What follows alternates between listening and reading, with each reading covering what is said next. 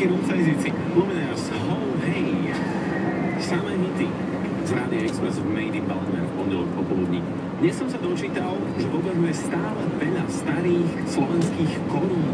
Pani Janka Kovačová z Národnej banky, prosím vás, povedzte, koľko presne ešte teda nezamenili si tí ľudia na eurá? V obehu je stále viac ako 3,8 miliardy slovenských korún.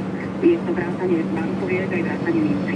Ja by som tým pádom navrhoval taký netradičný prieskum na tento týždeň, či by sa do Expressu prihlásil niekto, kto má najviac tých mincí, lebo tie treba vlastne do konca roka zameniť, ak ich chce niekto zameniť za eurá. Čo keby sme teda našli nejaké rekordmana? Prihovárame sa za to, aby sa našiel takýto rekordman, to znamená, že budeme hľadať niekoho, kto